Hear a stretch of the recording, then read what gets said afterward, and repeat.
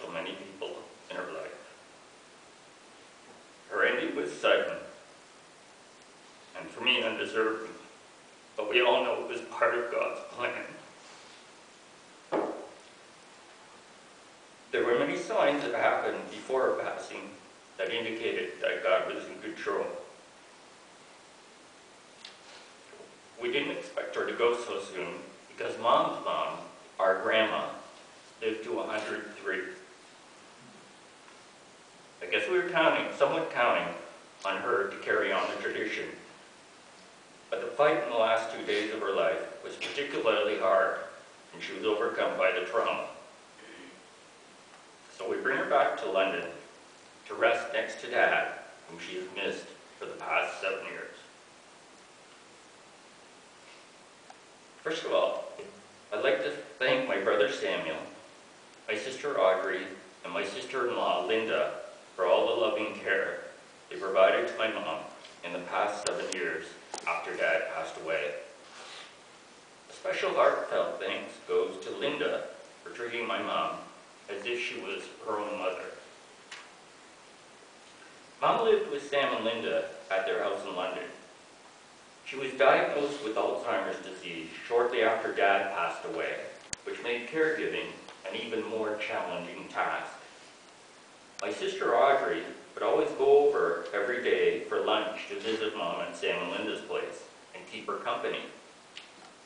The caregiving experience, I'm sure, was overwhelming, as they all sacrificed their time so that Mom did not have to go to an institutional home. Sam, Lynn, and I can't thank you all enough for the sacrifices you made and the love you showed to our mom. I know it meant so much to her in terms of being in the loving care of her family, which was everything to her. I also want to mention a great big thank you to the staff of the Alzheimer's Outreach Services of McCormick, which provided the comfort and care when my family needed a break. This may sound cliche, but my mother was one of the most amazing people I have ever met and will probably ever meet. I think of having my brother Sam, my sister Audrey, my sister-in-law Linda, and my wife Anna all at her bedside in her last moments at St. Michael's Hospital in Toronto is a testimony to that. In addition, all the rest of her family, including her son-in-law Larry, the grandkids Adrian, Jeremy, and wife Cindy, Lindsay and Samantha, and great-grandkids Taylor and Avery, came to see her from London. My mom's start in life was one of modest means. Mom came from a family of loving parents. Her two sisters, Auntie Irene and Auntie Magdalene, as well as two brothers, Uncle Wesley and Uncle Lester. Mom graduated from Diocesian's Girls' School, DGS, an English school in Hong Kong. She met my dad in Shuatao, China, and they married in Shuatao. About 3 months after they got married, my dad, who was a doctor, left Mom to try and establish a new and better life in North America, where he spent time studying to upgrade himself for medical positions in the US and Canada. My mom remained in Hong Kong apart from Dad for the next 7 years.